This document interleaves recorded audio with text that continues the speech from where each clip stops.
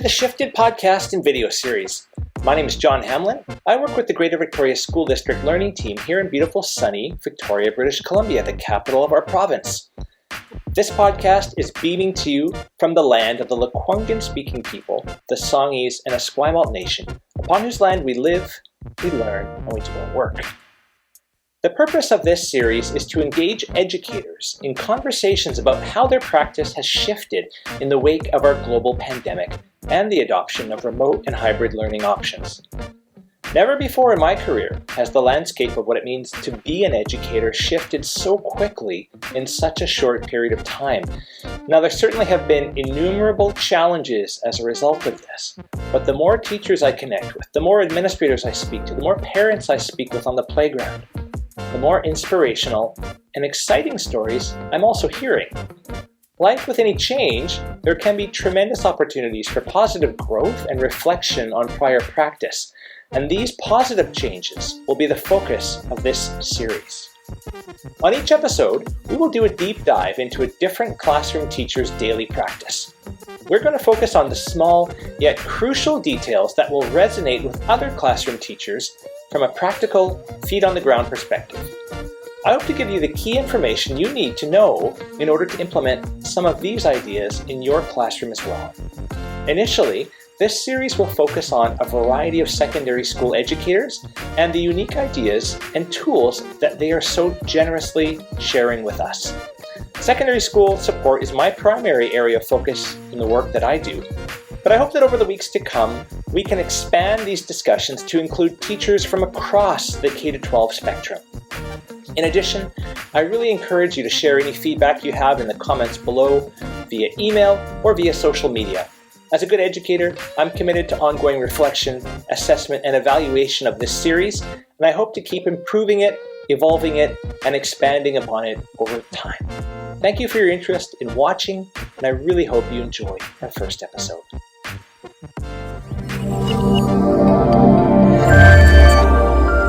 Everybody, this conversation today is coming to you from the traditional lands of the Lekwungen-speaking people, the Songhees and Esquimalt Nation, and this morning we're having a conversation with Martha McKay, languages teacher from Vic High, who's going to talk to us a bit about remote learning in the secondary landscape of languages. So welcome, Martha. Thanks, John. So I teach Spanish and ELL. And this last semester, I've just been teaching Spanish. So I had my semester of just teaching 3 out of 4, which was a nice break. And I teach using stories. So I teach using the method of TPRS or comprehensible input. So I teach Spanish through storytelling. And so step 1 was, how am I going to cover my curriculum remotely? Because we just do a lot of talking in the classroom. Initially, I thought, okay, Zoom's the way to go. I'll talk about Zoom a little bit later and the hurdles that we had with that. But number 1, I wanted the kids to remain enthusiastic about Spanish. So we had quite a nice classroom community going in the classroom, and I wanted to keep that up, that feeling of community. But I also wanted them to acquire more Spanish, obviously. So I was teaching a class of beginners, and for them, I wanted to continue to increase their vocabulary and to continue with repetition of the frequently used vocabulary that we do using comprehensible input. So I just wanted to expose them to as much Spanish as I could. And with my intermediates, I really needed to work on the past tense, because that's something that they should be doing in grade 10, 11, 12. I have all my grade 10, 11, 12 students in the same class for Spanish. And I also wanted to cover daily routine, reflexive verbs, that kind of thing. So I had those kind of goals in mind, not sure how I was going to do it. I was inspired by a woman named Adriana Ramirez, who's a Spanish teacher in Surrey. And I saw her do a lesson. She was at home, and beside her was a whiteboard, and she just taught her class as she would, but without the interaction of the kids with her whiteboard. And I just thought, that's what I need to do. So I made a lot of videos for the kids. What I'd like to do actually is share my screen so that I can show you how I presented the work. Okay, so here we go. Share, and I'm sharing computer sound. And I've got, so I presented the work via Google Classroom, and I was already familiar with Google Classroom, but I really just used it as kind of a way to share resources. You know, I'd post YouTube videos and the kids would maybe a few little homework assignments. I don't typically give a lot of homework because I try to use time in class for the language development. So the kids were all on my Google Classroom, and that was not an issue. I decided that Google Slides was the best way to go, because the thing that bugged me about Google Classroom is when you want to give your assignment in the stream, you can't change the font, you can't bold anything, you can't make things stand out, and kids don't like to read small print. And so I got really positive feedback from my students. And actually, this isn't just a language thing. This can be used for any subject. And I know that some of our science teachers at Vic High were using this method as well. The kids were able to go through the slides when I launched their week's worth of work on a Sunday night. They could go through and kind of look at it and see, okay, how long is it going to take me? I'll do a little bit here, a little bit there. They could see everything rather than having things posted day by day, right? So they knew what they had to do, and they knew that it was due for the Friday. So important. I feel like they might have read these messages, more than they would have had it been in the Google Stream. So I used my template. My daughter teaches at Margaret Jenkins. She's a grade 1-2 French immersion teacher. And so I used her slide template, and she taught me how to do emojis. So here a little message about the Zoom. And then the great thing about slides is you can just put the link right there, and it's easy for them to find it. I had a separate Zoom for my grade 12s, and the Zoom with a small group was fabulous for conversation. So I had 4 grade 12s and 2 advanced grade 11s once a week, and we would just talk. And that was wonderful, and they loved it. They needed that connection. They're a really social group of kids. Obviously, teenagers are social. And I invited my nephew to those Zoom classes. He's going to be a student at UVic wanting to become a teacher. He's got a Spanish major and an English major. So he came as my guest speaker. He's fluent in Spanish, and he would have conversations with them too. So that was really fun. So anyway, here we go. I presented all the work. Typical, how I laid it out, vocabulary. So the link here is to their vocabulary list, and they were to copy it out and take a picture and submit the picture to Google Classroom. And that way I knew that they had done the work. So I really think for languages, handwriting is the way to go, because it's so easy for them to Google Translate and copy and paste and cheat. And I wanted to see that they had actually personally made the effort. And John, interrupt me anytime you want if I'm just going on with this. No, I think it's great. And I think, this type of the feedback that, sharing the fact that you're using the slides and the rationale as opposed to the Google Classroom, because you can't customize it and you can't tweak it to be, emphasize the parts that you want to emphasize. I think those are the kind of granular little on the ground tidbits that we're really looking for here today. So that's great. Right. And of course, I posted my slides in Google Classroom, and I did put a little, introduction to the week's work in the stream. I have a feeling they didn't read that though, but they did read my slides, so I had, task number 1, task number 2. So here I did a story called La Mujer Misteriosa, which is the story of the Virgin of Guadalupe, which is a very important story in Mexican culture. And so I wanted to introduce the vocab as I would in the class. I would do a Google slide show, and I would have slides and talk about, where the story took place, a little bit about the history. And I still felt that was really important. So this is where I used Screencastify. And I loved Screencastify and they loved it because they just wanted to see me, It's like, we want to see you. You're our teacher.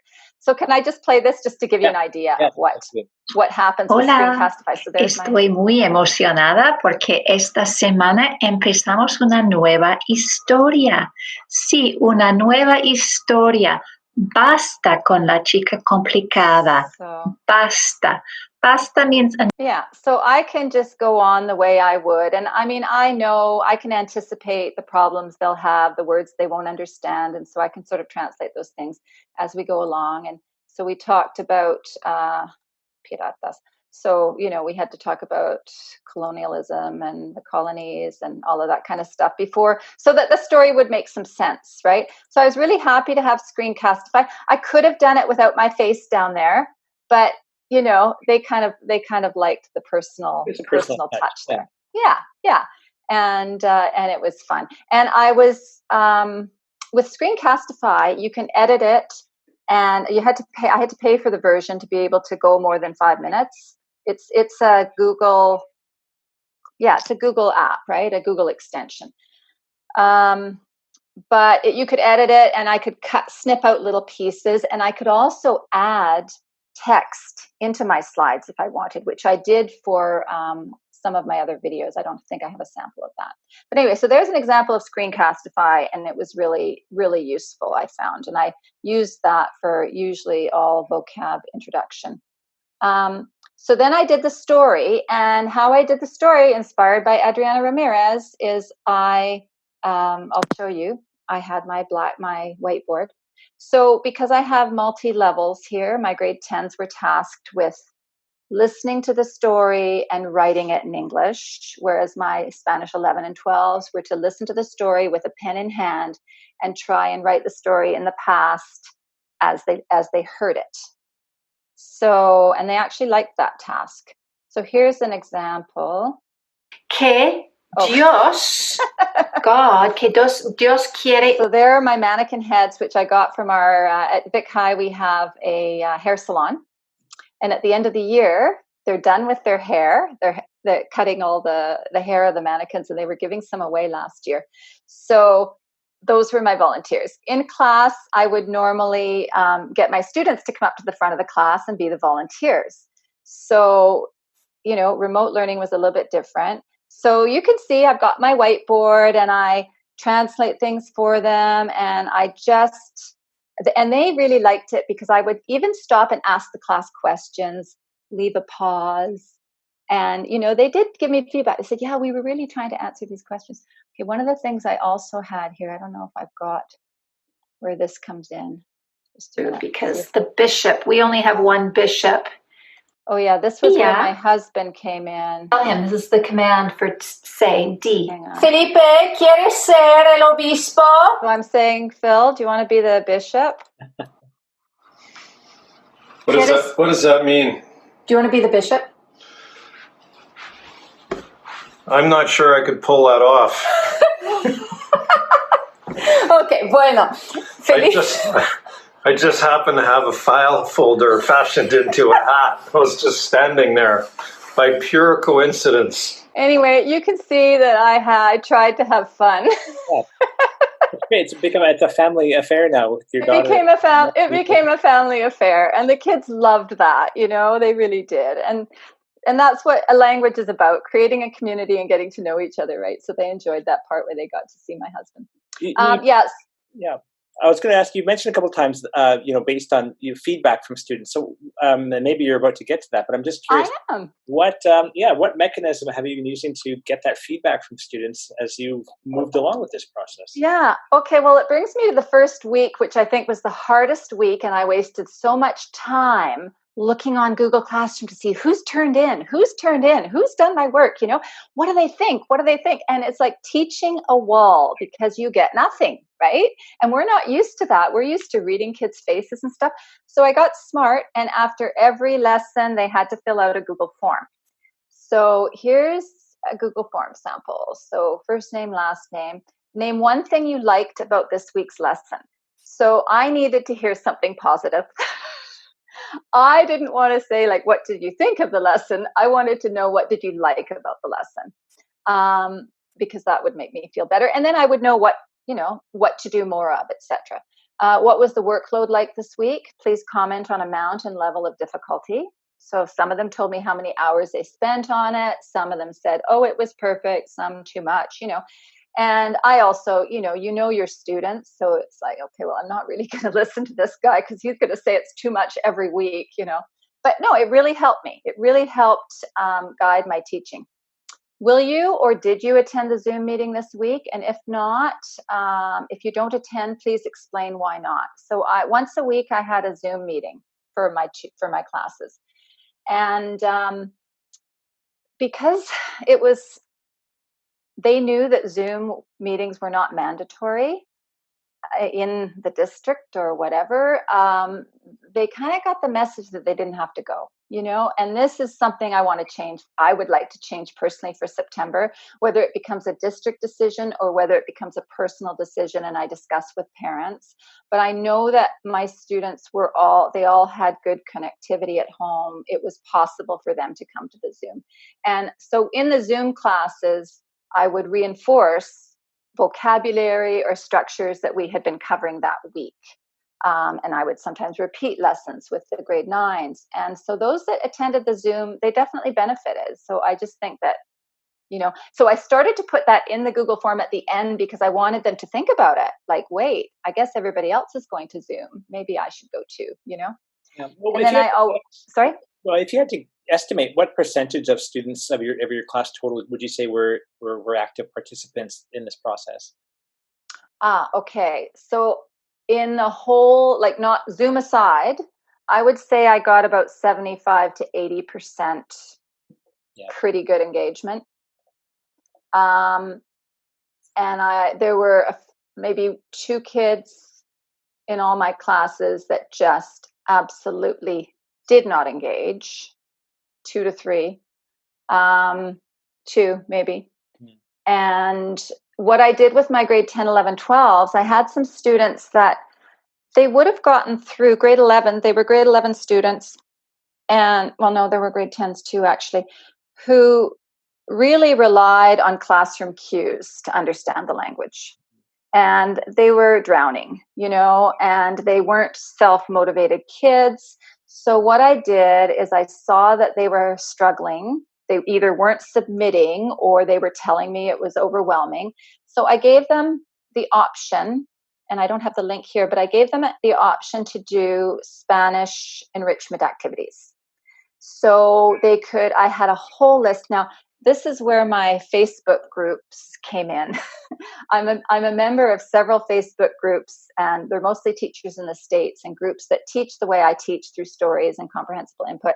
And in the States, they started the remote learning about 2 weeks before us, or 3 weeks. And so they were posting all this great stuff. So I was like getting all these wonderful resources from them. So it was a sheet of links to there were Netflix suggestions in Spanish. There were, do yoga in Spanish, listen to podcasts in Spanish. So what I did is I had about 4 kids on my enrichment activity program. So they weren't going to end up getting a B in Spanish, but they could get a C+ in Spanish with positive participation in the enrichment activities. And play Duolingo for 15 minutes a day and that kind of thing. So I was happy that we arrived at that opportunity for them, because they just were students that, they needed to be in the classroom. Yeah, you found a flexible and adaptable solution to help those kids out. Well, yeah, and actually they sent me a couple of them were really, I said, the deal is you have to email me every Friday and tell me what you did. Like just a little paragraph, just what did you do? And, one of them said, I actually think that, and there was links to songs and games with songs. And they said, I think I'm actually feeling better about Spanish than I've ever felt, just because it's fun, So, yeah, it was good. That's great. Thank you so much. This has been really interesting. And I'm going to link a number of the resources that you've mentioned throughout this conversation when we send this video out. So sure. Is there any last kind of tips or tricks or any last suggestions you might have for other language teachers in the Victoria School District? I do have just a couple more things. So Clip-O-Matic I like. It's an app. It costs me $8 to put on my phone. You can choose whatever language you want, and you can produce videos for under 1 minute, and it puts the captions underneath. automatically. So I really like that. Do I have time to show you quick or no? Sure. Okay, I'll just show you a quick one. Here's my husband volunteering again. Good sport. Hola clase, aquí estoy en la cocina. ¿Y quién es? Ah, es mi marido Phil, mi esposo Phil. Hola Phil. Hola, Phil, ¿qué estás haciendo? estoy preparando sopa. Excelente. Me gusta mucho la sopa de mi esposo. Es un buen cocinero. Gracias, Phil. Adiós. Adiós. So those were super fun to make. And now I've got this bank of little videos that I will use in the future as well with the kids. And then another thing I discovered was Kahoot. You can assign it for online. I didn't know that. We've always played it in the class. But you can assign it and you can get them to sign in with their real names and you can see their score on any summative review or whatever that you do. So, yeah, I thought that was a good, and they liked that. That was a good way of reviewing. Yeah, and I've got more links, but. That's great. I was going to ask you about how you scaffold between your 10s and 12s, because I would imagine you have quite a diverse level of skills between them, but you showed that slide previously that had that sort of differentiated expectations for each level. So yes, and having the grade 12s have an extra Zoom, and they were also given they had to fill out an activity log, so they were also given enrichment activities to do, and they had to do extra on top of what everybody else they had to do with the rest of the class. So they either had to read for 20 minutes 4 times a week, or watch videos, listen to podcasts, and they had to log all of that and submit that to me at the end. So they were doing that. Plus, with the storytelling, I find that, the grade 12s, it's a review for them, but it's also moving the language from the passive to the active, like things that they always recognize, words that they knew if they heard them, they were they were slowly being able to use them in their speech and their writing. So the blended model, the grade 10, 11, 12, works really well with the TPRS, with the storytelling. That's fantastic, Martha. Thank you so much for taking the time to share all of these brilliant ideas with us. And if it's okay with you, we'd love to check back in the fall and see how things are going, however we are. Fingers crossed, we'll see the faces of our kids live. Wouldn't that be something? It would be, yeah. Thank you again for your time. We really appreciate it. Okay, no problem. Thanks, John. Thank you so much. Okay.